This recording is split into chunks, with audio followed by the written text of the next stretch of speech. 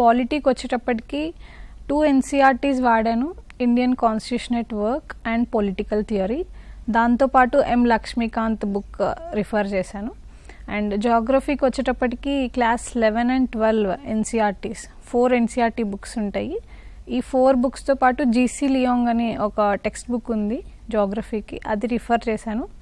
ఎకనామిక్స్కి completely నేను ఒక course తీసుకున్నాను ఆన్లైన్లో, ఎకానమీ సబ్జెక్ట్కి మాత్రము. సో వాళ్ళ క్లాస్ నోట్స్ని నేను బేస్గా పెట్టుకొని కరెంట్ అఫైర్స్లో అప్డేషన్స్ తీసుకున్నాను. హిస్టరీకి నేను ఇంతకుముందు చెప్పినట్టు ఓల్డ్ ఎన్సీఆర్టీస్ మాత్రమే రిఫర్ చేశాను.